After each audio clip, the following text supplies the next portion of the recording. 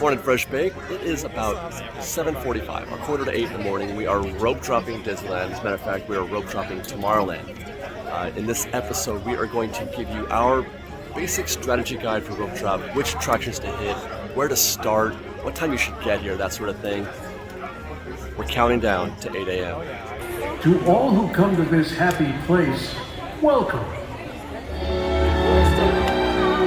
In 1955, Walt Disney spoke those immortal words inviting guests to step inside the happiest place on earth for the very first time. Since its opening, Disneyland has stood as a beacon to dreams. So this is something of a new development for me since the last time I rope dropped. It used to be that you would rope drop up here, if you're going to Tomorrowland that is. You would rope drop right here, right at the sign, right about where Astro Orbiter is.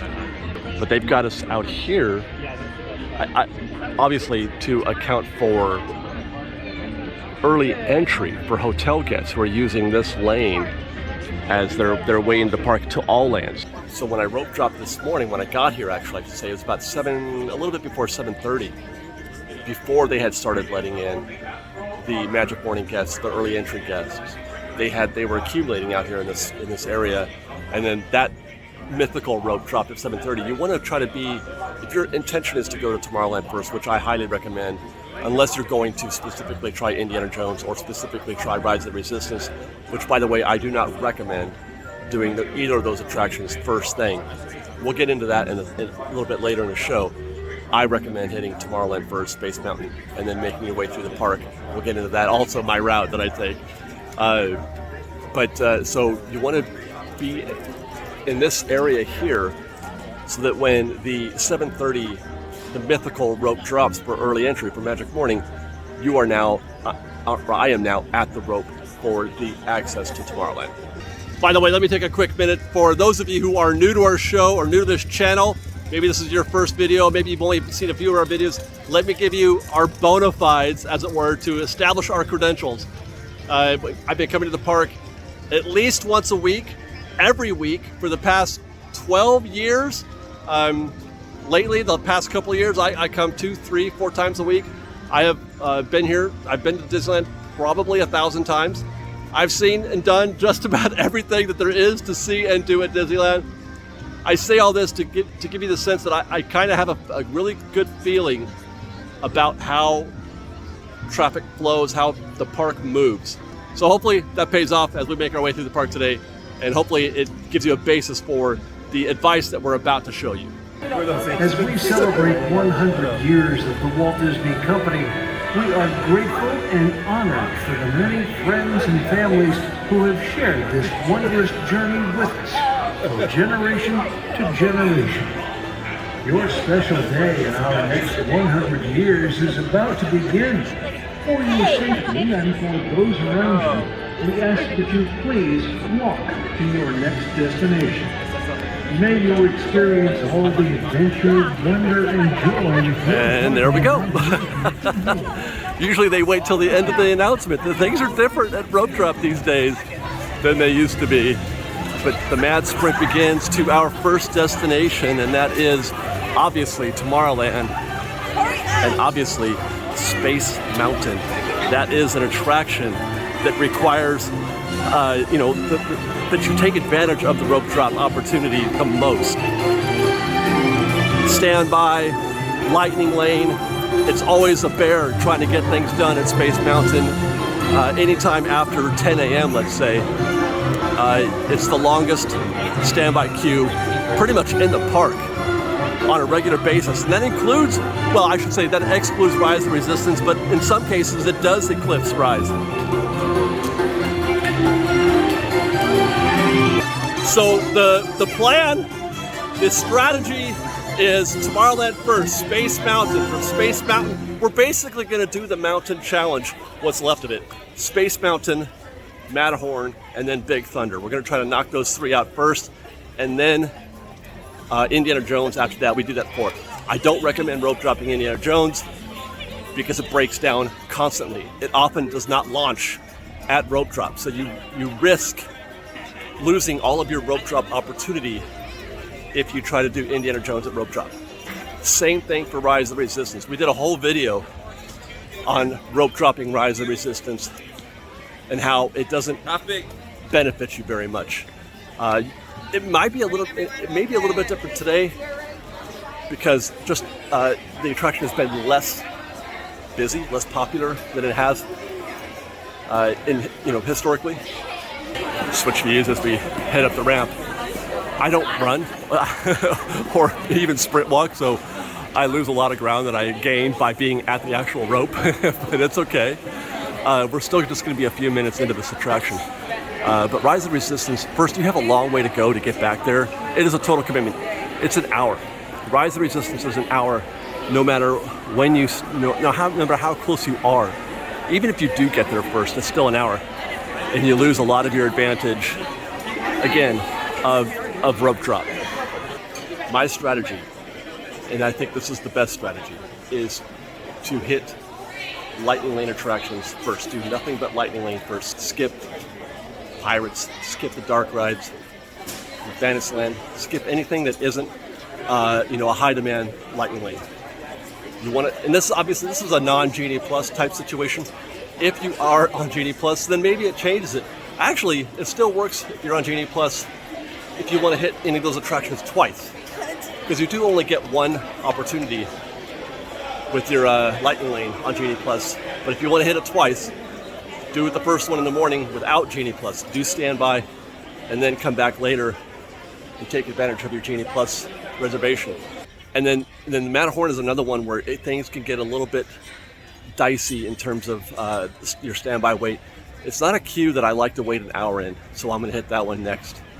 And obviously, because it's nearby as well, it's just around the corner from Space Mountain.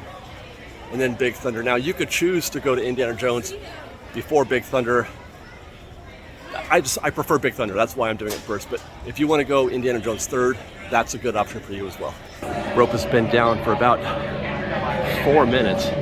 Hopefully, if I'm doing my job, I'll have a clock on this thing to keep track of the time. But it's 4 minutes in. Obviously, we haven't had to stop yet, and I don't expect we will. We'll be in our vehicle in a couple minutes, no doubt.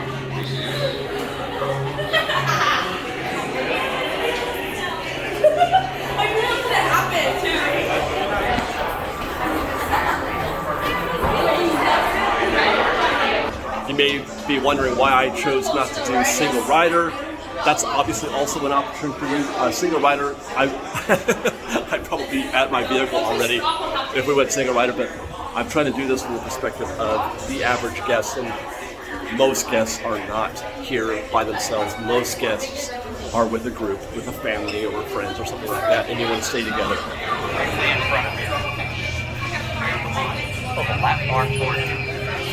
You are now ready for your intergalactic adventure. Thank you, and have a great flight.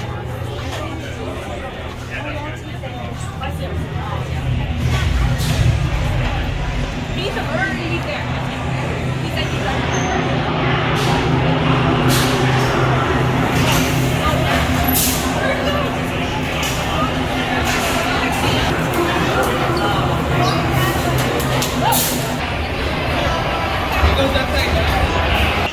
8:08, 8 minutes from rope drop into our vehicle, and got ready to go to see if the blue lights are working, which I don't think they will.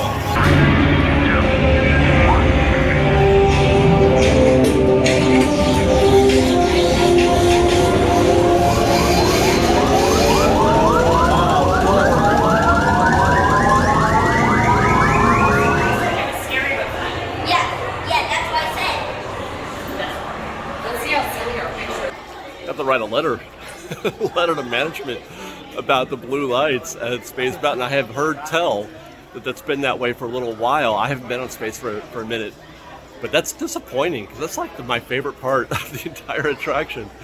Anyway, easy peasy. 13 minutes all in. It basically takes you, as long as it takes you to walk through the, to the attraction and through the queue is how long it takes you to ride. I didn't stop at all. Already though, at this point, that queue is backed up. So just missing the rope drop by a little bit is enough to cost you a lot of time. So it's pretty crucial. It's pretty crucial that you proper rope drop if you want to hit Space Mountain and be done within 15 minutes like I just did. So the question obviously then is, when do you get there? Two answers to that. First is the where. Toy Story. Don't park at Mickey and Friends. It takes forever. It takes forever to get from your car to the gate at Mickey and Friends. You gotta go. There's an array of cars, hundreds of cars waiting to park at Mickey and Friends. You're very competitive just to get through the gate. So that takes forever. Then you gotta drive all the way around the parking structure, up and down and over and wherever they direct you. Then you gotta go through bag check. Then you gotta get on the shuttle, and then or the tram, and then you gotta get to the gate. I rolled right up to Toy Story this morning. I should have filmed that. I don't know why I didn't. I rolled right up to the Toy Story gate, no waiting, zipped right through. I was there at 7 a.m. I think it was. I was there at 7 a.m. 1 hour. That's the win. They let you park 1 hour before the park opens. So today it was 7 a.m. Same for Mickey and Friends parking structure. So, and then it takes you 15, 20 minutes to get to the gate. I was through the gate and making my way down Main Street at about 7:20, I think it was, 7:25. I don't know, I should have some video of that hopefully. I don't remember what time it was. But that's what, your goal as much as possible is to rope drop. You want to be one of the first guests as possible. That every minute that you spend not being at the gate at 7, whenever they start letting people in, costs you additional time, as you get into the park. For example, Space Mountain. I was right at the rope, and that helped me out quite a bit. That got me through the attraction in just 13 minutes. Which brings us to the Matterhorn at 8:16, and I expect that we will be able to more or less walk on to this one as well. There you go, 5 minutes. Stand by to the left. And this is the whole queue right here. It may not even be 5 minutes. No, it'll be 5 minutes. But the good thing is, being here this early also means you have less competition from Lightning Lane. What kills standby for any attraction is Lightning Lane, because they start letting those guests get all the priorities. But at 8:15 in the morning, you're not going to see a lot of those guests hitting the Lightning Lane. I mean, again, if you have Genie Plus, if you're using it, that's great. Use it. Don't use it before 9 a.m. No matter what. Save it. Do stuff, write things twice. It's just not worth it to use Genie Plus. This is all you're beating is, 50, 60 people. You're not winning anything. And the whole point of Genie Plus is to win, is to beat standby, but there's nothing to beat. So I know it's it's a struggle, but you have to resist the temptation to use those Genie Plus Lightning Lane reservations early.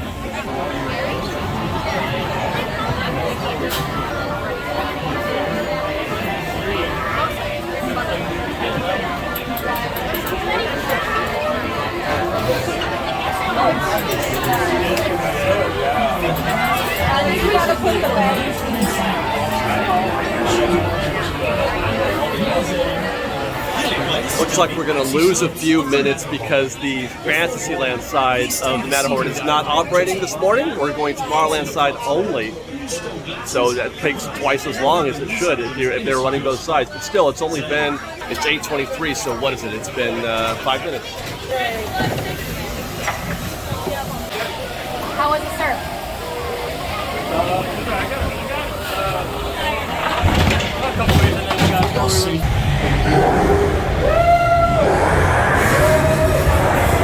Alright, come in right now, caller.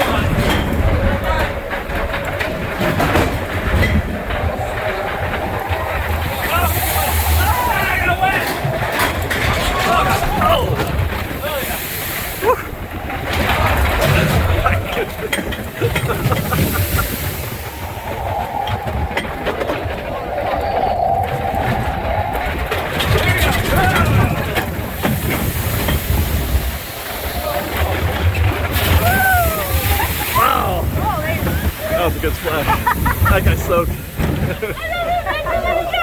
never got wet before on this.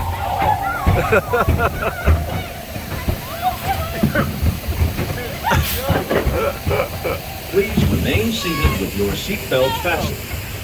Permanecer sentados, por favor. 8:30, all in. Just got out. It's about 8:30, so we've done the first 2 attractions in 30 minutes.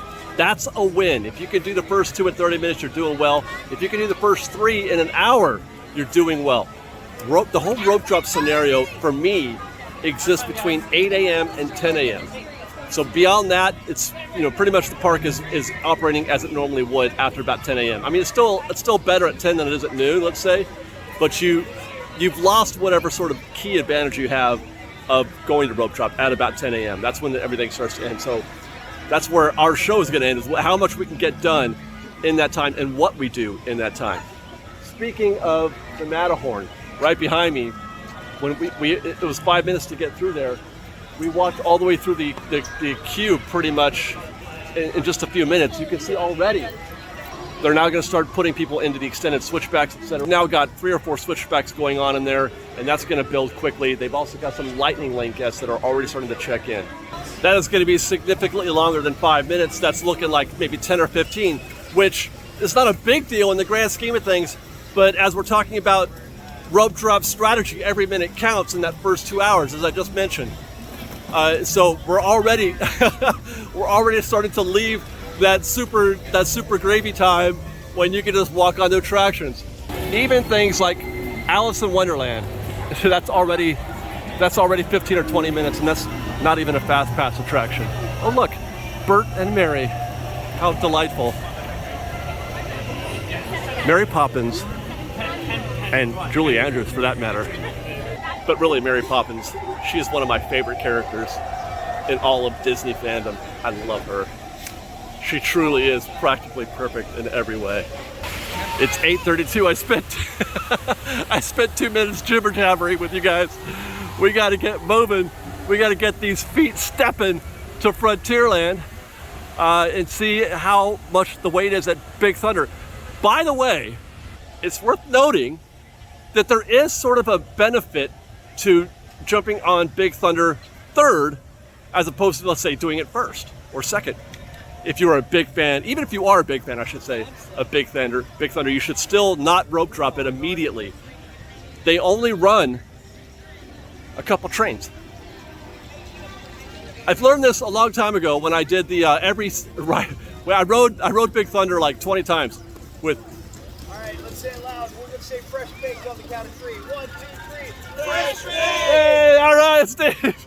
I can always count on Steven. He's got a new hat.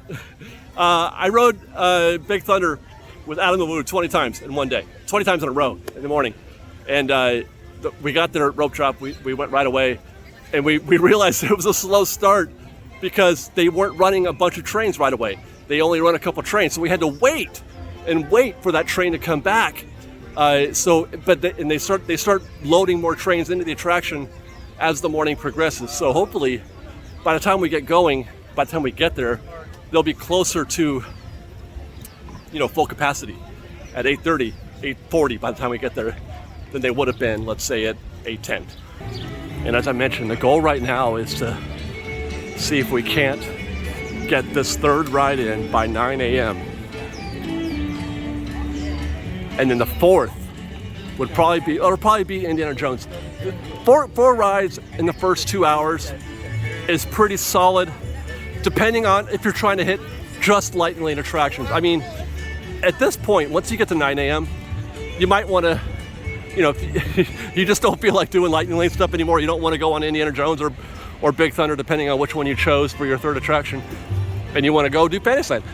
By the way, not a terrible idea. Hitting Fantasyland early in the morning, if you want to do them all, especially if you have kids, it's not a terrible idea. Just don't do it at rope drop, at proper rope drop. Do it at 9 a.m., 9:30 as opposed to 8 a.m., which is something that I may do. Standby just said 5 minutes. I can already see though, there's a queue right here. It's already building up. It did say 5. Hopefully that's because there's no Lightning Lane, which I don't see yet. Although Lightning Lane collects much later in the queue now than it did before. It used to collect right here There's the back of the queue right there.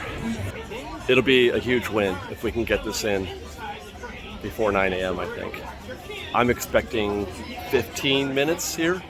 15 plus, you know, the actual ride time getting in, you know, being on the ride and then leaving the attraction. That's 5 at least. So 15 in, 5 off.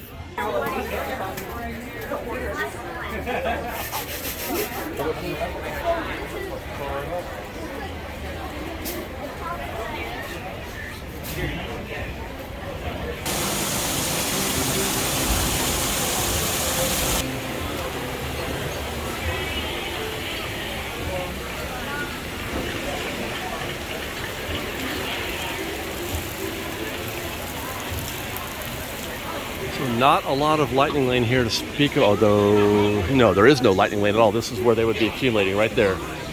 If any of you folks are wearing hats and glasses, just remove them, because this here's the wildest ride in the wilderness.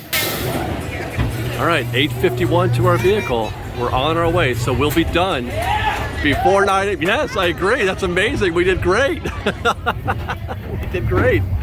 3 attractions before 9 a.m. Exciting.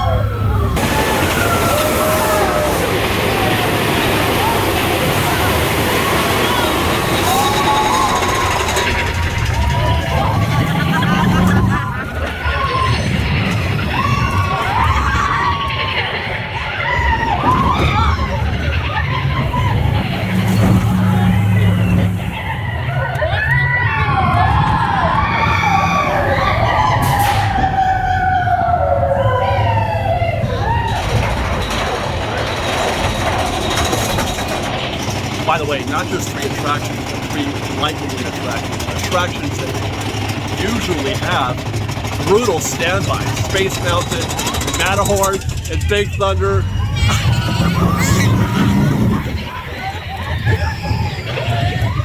So you can probably do more. But oh my God!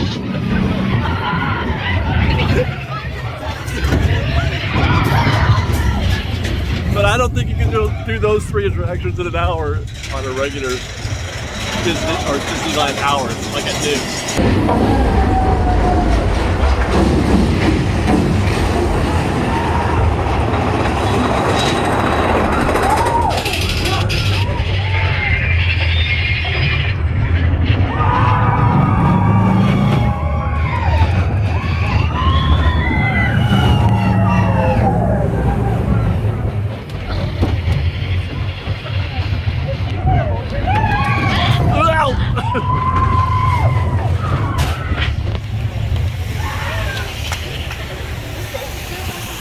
Seeing some accumulation down there in Lightning Lane, by the way. So just like Matterhorn, by the time we get done with this attraction, it's starting to build up.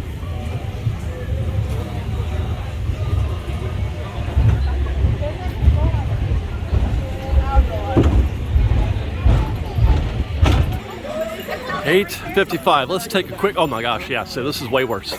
When we got in, the back of the queue was down there at the bottom of the hill there a little bit. Standby is just about ready to poke outside of the threshold.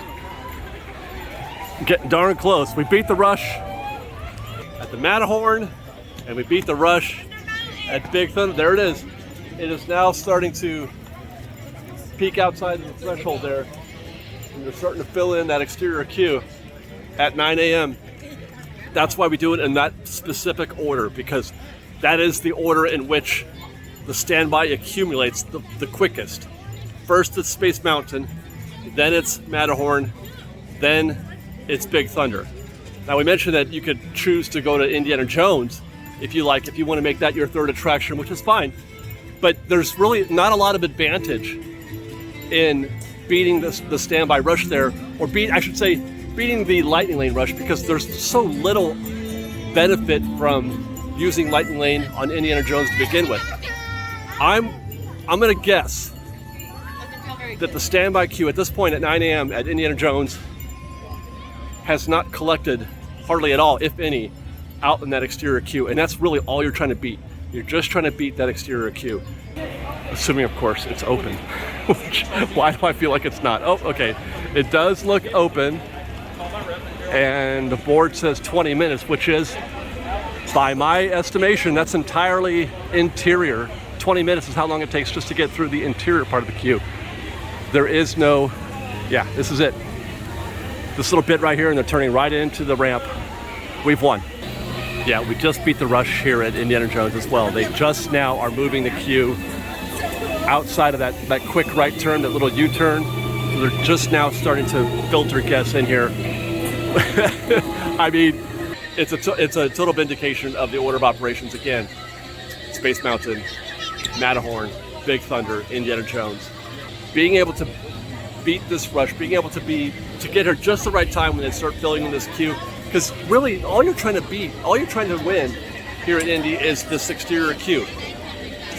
The rest of it is the same. The rest of it is just, you know, you're going to get that no matter what. For an attraction that typically is 60, 70, 80 minutes, doing this in even 20 minutes, which I doubt it'll even be that long.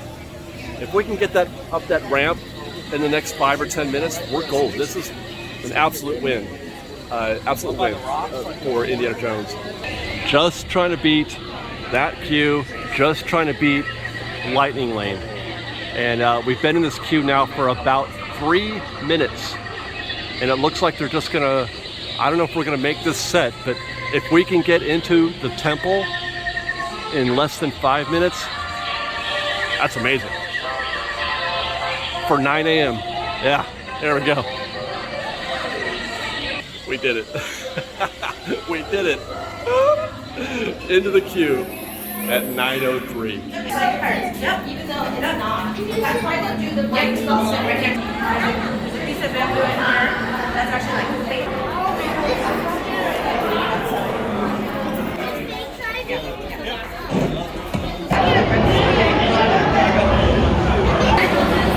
9:12. So what is that? That's about 14 minutes.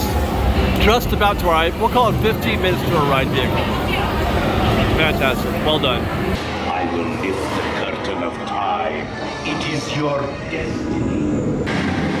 My eyes. Your destiny now lies.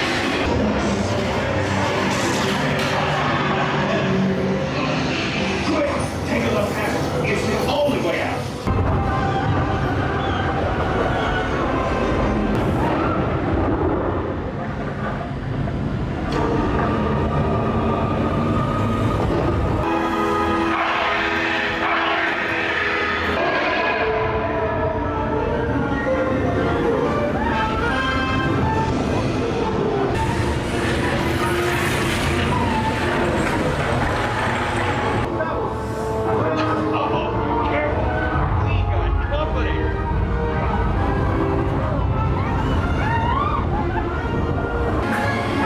Why do you have to be tourists? 9:21. We're out of here at 9:21. We got into this queue at 8:58. 9:20. Again, we beat it. Look, you guys. When I got here, I said the goal was to beat this rush, and I said we just barely did it because they were just extending the queue. And since we've been on that ride for what, it's been 10 or 15 minutes, they have in fact filled this entire exterior queue. We are now in the 45 minutes to an hour range if they're using just almost all of it. I mean, it's moving pretty briskly, as I can see. There's still not a lot of people cashing in their lightning lanes, so that's going to help. This is going to get even worse in an hour or two when the lightning lane guests start to show up. But this is a it's a big win. I got to tell you, I feel really good about what we've done today in this rope drop strategy video. It is 9:20. There's still 40 minutes left in our window, our rope drop window, although it's starting to close quickly. I'm going to take this opportunity to squeeze in a fifth attraction. You could opt, let's say, to do Fantasyland dark rides. That could be a thing. As a matter of fact, I'm still thinking about it. I want to see how long it'll take us to go through those the four dark rides. 3. No, we can't even do. You know what? I'm not going to do Peter Pan. Toads is closed, so that leaves Pinocchio, Snow White, and Alice. But I already know Alice is going to be 30, which leaves Pinocchio and Snow. So We'll go with option 5, and that's the Haunted Mansion where I'm heading now. Hey, how are you? Haunted Mansion is still in that window right now where you could probably get close to something approaching a walk-on situation, I think. Haunted Mansion at 13 minutes is probably the 5th attraction in terms of how quickly standby accumulates. Of the Lightning Lane attractions, and that's what you want to do with this 5th attraction. If you're doing it well, you want to try to do another Lightning Lane if you can. Which leaves us with Small World, Smuggler's Run, and Haunted Mansion. But this one takes the longest out of the 5 we've done so far. It takes the longest for the standby queue to start to accumulate. Guests don't hit this one right away. It's pretty quiet for the solid hour and a half, 2 hours. No Lightning Lane. If you're using Lightning Lane for Haunted Mansion at 9:30, you're just not doing it right. I'm sorry. You know what I mean? You're just not. So I think this is, 5 attractions in 2 hours. 5 Lightning Lane attractions in 2 hours. It's great. Yeah, total walk on. Total walk on. It's as if the attraction just opened. And it's 9:30. Suddenly changed. There are 99 happy hearts here, but there's room for 1,000. We spirits haunt our best in gloomy darkness, so remember, no flash pictures. If you remain safely seated with your hands, arms, feet, and legs inside, and watch your children, please. Every room has wall-to-wall creeps.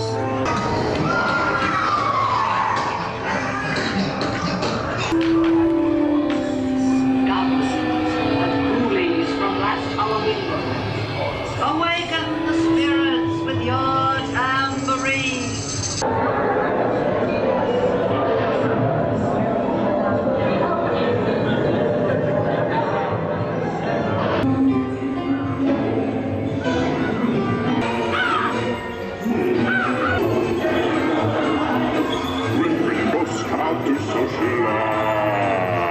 Hitchhiking ghost.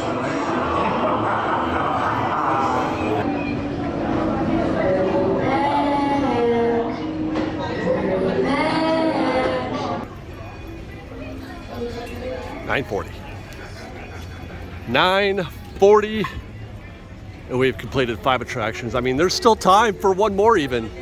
We'll check the tip board here in a second to see what, maybe Small World and Smuggler's Run might look like, but that's pretty great. By the way, okay, one more game. We beat the rush at Haunted Mansion. We walked straight in.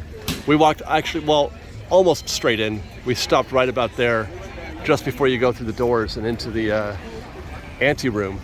But the standby queue is now starting to collect. Look at that. Still posted at 13, but I mean, it could be. But we beat that rush as well. Interesting.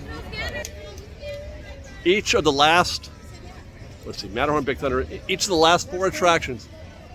How's it going? Each of the last 4 attractions, when we left, the standby queue was significantly longer than it was when we got in. And each one of those 4, it was a virtual walk-on. But there you have it. Where you go from here is kind of up to you. One thing I would say for sure, though, at this point is to suggest definitely hold off. Resist going on attractions like Pirates of the Caribbean in the first hour and a half. Dark rides, if you can resist 9:30, 10 o'clock for those. Small World, definitely focus in on Lightning Lane attractions and those Lightning Lane attractions specifically that have high demand. A couple that I forgot about, though, while I was looking through the tip board. Smuggler's Run says 45, probably not the best idea. Small World is a walk-on right now. Toontown. That's entering the equation where I got to start evaluating what to do about Toontown. I never worried about that with Rope Drop, A, because back in the day, Toontown didn't open at Rope Drop. It opened an hour after the Rope Drop. And 2, there wasn't Mickey and Minnie's Runaway Railway. Now might be a good time to find Toontown. Roger Rabbit is 30 minutes right now. Runaway Railway will probably be about that or less. At least I think so, if I recall looking at the tip board a minute ago. Now might be a good time because it's not the place that the guests go to first, typically at Disneyland. So you do have a little bit of cushion when it comes to finding Toontown. But now might be a good time to do that. If it's on your list of things to do, and it should, Toontown should be on your list of things to do. It's terrific. Runaway Railway is terrific, and Roger Rabbit can get up to 60 minutes, 70 minutes on a standard day. So now might be a good time to try your hand at Roger Rabbit. But otherwise, the park is now, it's pretty much where it's going to be. This is the point when you start doing those attractions without lightning lane. This is where you start doing the dark rides and Pirates of the Caribbean. You can walk right on. The virtual walk on right now. The queue is just right out here, at the entrance. So that's nothing. Mark Twain would be delightful right now. I'm thinking about that myself. But really, it's just about what interests you at this point. And again, I will say that this strategy guide that we're talking about now is only of interest, or should be of interest, to those who are trying to, really get your money's worth at the opening. If you're going to do rope drop, you might as well, try to hit as much of rides as you can, right? But don't ever let that stop you. Don't ever let that stop you from just doing whatever that makes you happy. That will always be my number one recommendation when coming to Disneyland. So ignore everything I just and just try to have fun, man. Just be here and be in the moment and do whatever makes you happy. That's the number one goal for me. Rule number one. But it's easy for me to say that as an annual pass holder and as a local, where I have, the ability to come whenever I want and just go home whenever I want. That's not always the case for some of you folks who are coming in from out of town. So take my advice or not, either way. But I hope this has been helpful for you guys. I'm gonna go find something cold to drink. Maybe enjoy the Mark Twain at this point. I don't know, man. The park still feels pretty empty right now. I'm gonna have to take advantage of some of this. Thank you guys very much for enjoying this show with us. Thank you for following, or thank you for subscribing to our channel. And also to our Theme Park POV channel. Theme Park POV Pros, two of the ride-throughs that you saw on this show are, no, I should say one of them, the Haunted Mansion, is hosted there. I'm putting a bunch of stuff on that channel, ride-throughs and acoustic views of the park. Theme Park POV Pros. Subscribe to that channel as well. Thank you for following us on Instagram at _FreshBaked. Hi guys. On Twitter at FreshBakedDisney and Special W. Hi. Sorry, I had to take a selfie. Where was I? TikTok, FreshBakedDisney. And then, thank you guys. Oh, by the way, thank you also for supporting our show, supporting our channel on Patreon at patreon.com/freshbaked. We love you guys very, very much for that. And we'll see you next time. Be safe out there. Be kind to one another. Fresh Baked.